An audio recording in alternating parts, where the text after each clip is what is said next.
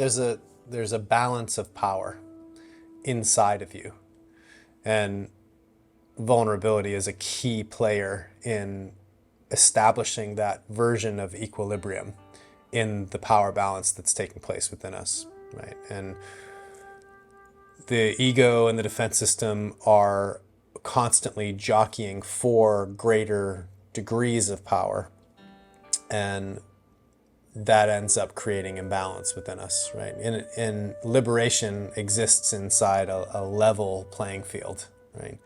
Where when you're not identified with the lowest expressions of the self, there's no room. There's the concept of power is something you're beholding, and you recognize that you're part of.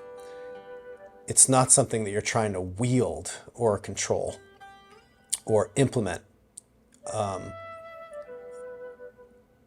Power becomes something that you recognize is so much bigger than the human condition that there's nothing left to do but bow.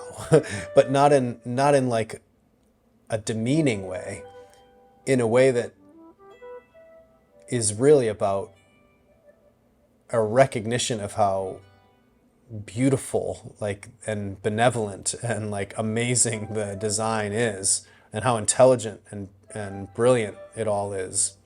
And in that space, it's like, oh, that's real power is a form of conscious powerlessness.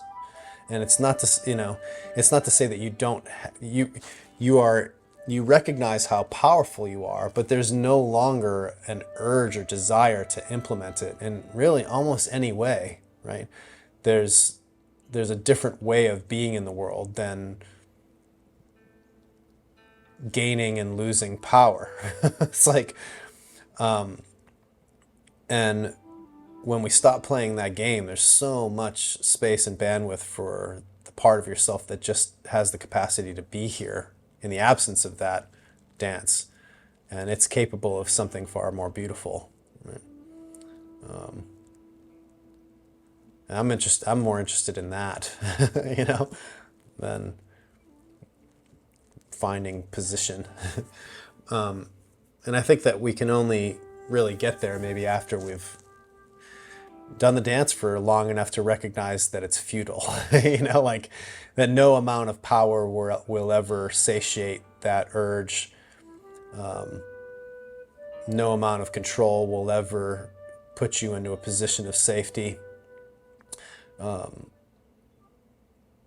No amount of effort will ever secure you the feelings of love and connection that you're longing for. If you're trying to manipulate the outside world, you're pushing it further away from you. And in the absence of that dance, there's enough space for true connection to reside, right? Inside the realm that every human avoids. And that's the irony of it, is that the thing that we're all avoiding, vulnerability, is the resource for our own liberation. And we've gotten confused along the way. And that's what the old traditions, I think, were designed to remind us of, and what the old stories are trying to help us remember.